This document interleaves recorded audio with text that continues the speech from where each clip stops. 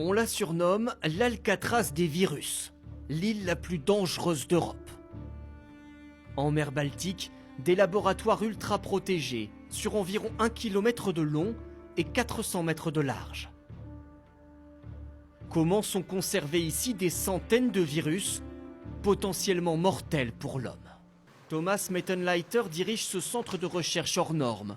Il fait partie de la petite dizaine de personnes seulement autorisées à s'approcher des virus les plus dangereux, comme la rage ou la fièvre jaune. Exceptionnellement, il nous conduit au plus près des cuves de stockage. C'est à moins 181 degrés Celsius. Ici, on peut conserver les virus pendant des années, des décennies. C'est là qu'il y a les bacs de stockage à des températures très basses. Mais je ne suis pas équipé pour les manipuler et je vais refermer très vite. On a des virus très pathogènes dans la zone encore plus protégée, comme la fièvre afteuse pour les animaux ou pour les humains, Ebola. Des cuves d'azote liquide soigneusement fermées. Le taux d'oxygène dans la pièce est mesuré en permanence pour détecter la moindre fuite et donner l'alerte. Des virus conservés ici pour être étudiés depuis 1910. L'île de Reims est le plus ancien centre de recherche en virologie au monde. Utilisé par les nazis pour des recherches sur les armes biologiques, l'Institut se concentre depuis sur la mise au point de vaccins, avec 450 employés et pas moins de 10 000 animaux. On a par exemple des sangliers. Et là, ce sont des alpagas qui produisent des anticorps très particuliers.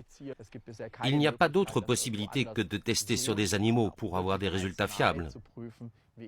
Les vaccins développés ici permettent de lutter notamment contre la peste porcine ou la rage du renard. Et voici l'animal qui propage le plus de maladies, le moustique. Et notamment cette espèce, le moustique tigre. Longtemps confiné aux zones tropicales, il est apparu en France et en Allemagne il y a quelques années. Il peut potentiellement transmettre la dengue, Zika ou le chikungunya. Le virus se répand partout dans le moustique, jusque dans les glandes salivaires. Et à la prochaine piqûre, le virus pourra être transmis par la salive à la personne qui se fait piquer. Cette équipe mène donc des tests génétiques, là aussi très sensibles, sur l'ADN des virus eux-mêmes. C'est une étape importante, car ça nous donne des informations pour empêcher leur multiplication et savoir comment les combattre. Des travaux stratégiques. Depuis 2008, l'Allemagne a investi ici environ 300 millions d'euros. Cet institut de recherche unique en Europe étudie chaque mois de nouveaux virus. Il pourrait travailler très bientôt sur le coronavirus apparu en Chine si l'Organisation mondiale de la santé décrète officiellement l'état de pandémie, c'est-à-dire une épidémie à l'échelle de la planète.